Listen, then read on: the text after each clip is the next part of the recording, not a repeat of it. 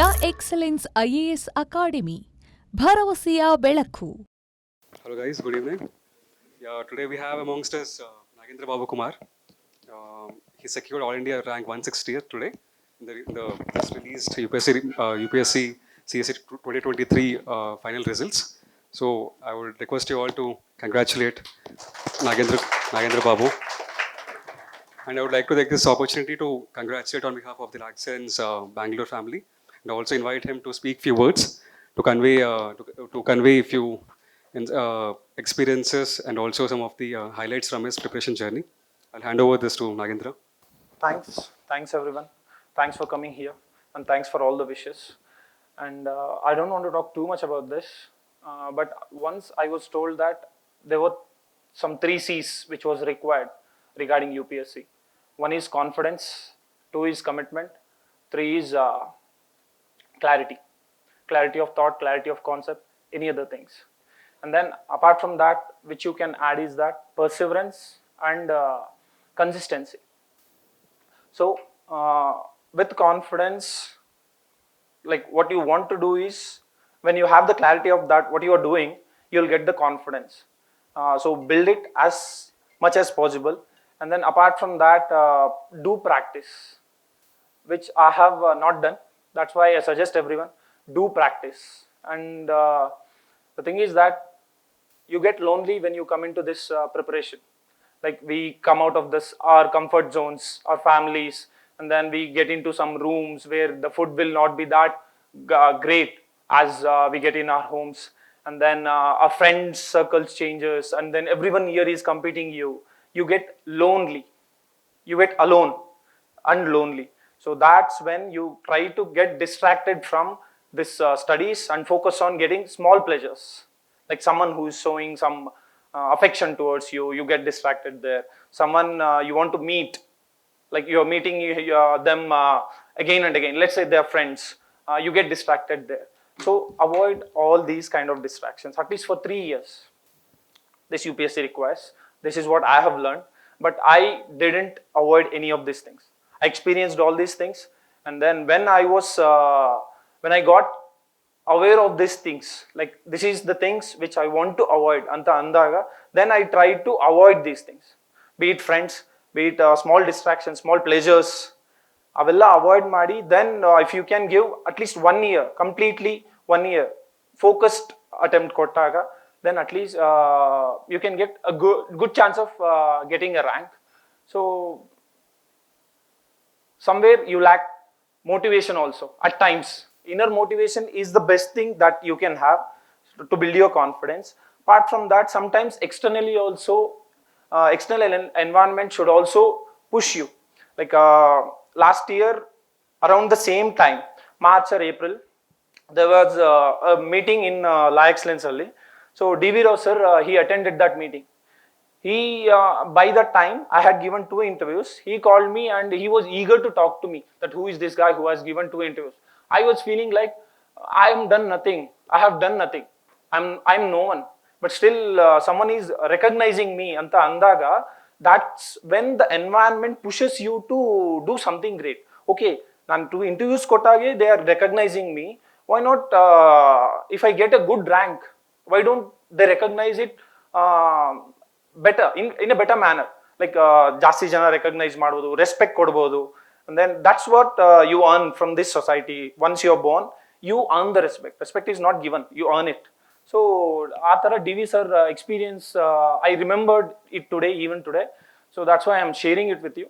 So outside environment, inside environment, within yourself, both are very important. Like 80% of the motivation comes from your inside passion, your personal reason. Make it personal. Like have a personal reason to achieve it. Okay, this is what personally I have suffered and I want to grow. Have this growth mindset. Don't focus on suffering. Try to get that, turn that suffered energy into something positive thing. So that distress should convert into eustress. That's when growth happens. So, and thanks, I thank LaExcellence for that particular experience with that. And I had also briefly met this Sir Rambabu sir for the interview experience. They push us. Even the other mentors from here, they have been motivating me. At some points when I was demotivated, they keep telling me that, so you can do that, you can do that, you can do that. This positive pep talk from your environment will definitely help you. And coming to this kind of mentorship in this space, I was too egoistic to consider any mentor for me. So that's where I made some mistake. See, Carl Jung says the first half of the life is that you build the ego, and the second half of the life you destroy that ego. So maybe I think my age is only, I can live around 50 to 60 years considering these all climate extremes or any health extremes that we are facing now. So for the first 27 years, maybe I was like, not 27, 25 at least. I was too egoistic to consider someone as my guru, someone as my mentor. And then once I got setbacks in the UPSC journey, then I realized that I should have listened to someone, maybe someone. And I should have followed someone, some topper. I was not even looking at their answers, toppers' answers. Once I suffered failures, then I started realizing that, okay, I'll go through these toppers' answers. And when I go through their answers and my answers, they differ significantly, because they have different kind of approach. I'll have different kind of approach. That approach, when you read the answer, it should make you feel that this person is someone who is humanist, because these subjects, GS subjects, are humanity subjects. So you should be a humanist there. In every question, you should bring that humanist angle. So that's what they were doing. They had positive approach, long-term approach, humanist angle. And that's where we differ from them significantly, and that's where they ace and we don't. And once I realized that, okay, I go through these things, and then I do my things, then compare both the things for the same question, and then try to improve wherever I can, to address the gaps. That's what practicing does. Once you start practicing, you try to observe the lacking points in you, whether it is knowledge, whether it is approach, or else it is any other thing, the motivation, anything. That's when you observe all these gaps and fill these gaps with whatever is necessary, then definitely you can grow. And nothing much I can tell that. All the best, guys, for the prelims, upcoming prelims. It's just 2 months. Just keep growing. People tell there are techniques. Only technique I know is knowledge. Elimination technique, to eliminate also, you should have the knowledge that this one is wrong. Okay, you should, when you have the knowledge, you'll definitely eliminate something or select something. Apart from that, there is something called intuition. So to develop that intuition, first practice as many questions as possible in prelims, just for fun practice. So some questions, let's say you haven't read about that, but there is a fair knowledge of that thing existed anta iddaga, just tick it. So ಆ ತರ questions ಎಷ್ಟು tick ಮಾಡ್ತಿದೀವಿ ಅಂತ just note down, and then how many you are getting right, how many you are getting wrong.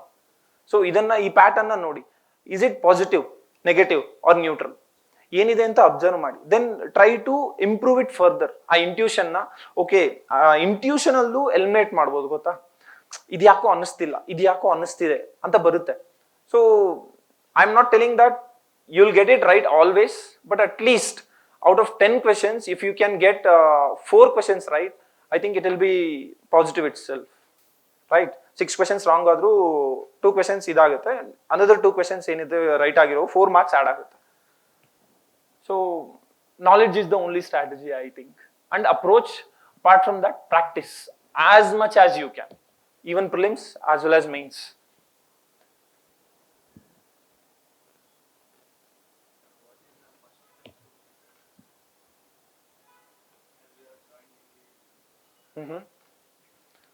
First step to prepare. Okay. UPSC strategy, UPSC syllabus, first thing, understanding UPSC syllabus and going through PYQs. PYQs are the most important resource that you have. It triumphs over all other institute ka material, anything you get, it trumps. UPSC PYQs trumps over everything, because these people do based on their own understanding of what can be asked, but it's always UPSC which asks. So go through UPSC questions, whichever question paper you get, CDS, CAPF, everything, whichever other exams done by UPSC, go through that. See, some I have observed, when you go through PYQs, some or the other way there are linkages to those questions. History, geography, and polity, these questions, some concepts they ask in the other exams, and related to that same concept, some deeply, in a deep manner, they ask in UPSC question. So that's where, that's the first step I suggest. Means what happens is questions repeat. Same concept, same tenor, same kind of questioning, but maybe 2-3 year gap takes. It takes 2 to 3 years of gap, and then the same question will repeat. Let's say it's about parliament working, it's about governor working, it's about president's this one. Some questions will differ from year to year, but on the large scale, like 5 to 6 questions will keep on repeating from every question paper, because there is a limited syllabus in UPSC mains. But prelims is not like a limited thing. They can ask question from anything. But somewhere, even in mains also, you can get this bounces or something they call it. Like there was IMO, International Maritime Organization, or something question was there this time. And then there was like fjords. Why are they beautiful? Fjords. Have you heard of it? They come in geography. So there are some landforms, glacial landforms. So they asked about that, fjords. Someone who is from geography optional, they can answer it better. Maybe not me. So that was some kind of bouncer question. There will be bouncer questions. You should not worry about one question. There are another 19 questions, 19 opportunities to grow. So focus on that. And the other thing is that there are 100 questions in UPSC, 200 marks, and you are focusing on all the 200 marks, and the thing UPSC asks you to score 100 itself. I think this time the cutoff was around 80, they are telling. So if at all you can score 40 right questions, only 40 mark, 40 all right, then you will be writing mains. This is what you have to focus. If I am scoring 100 and 110, you will be definitely clearing the prelims. You don't have to target 200. Because when you try to target 200, you think that I don't know these questions, these many questions, 30 questions I don't know at all. So I don't have any knowledge. Array, you have another 60 questions, 60 or 70 questions, which you have fair knowledge about, that which you can attempt, you can take risk in them, on them, and then score well, maybe 90, next time 100, next time 110. So that's how you score. You have to take risk in prelims also.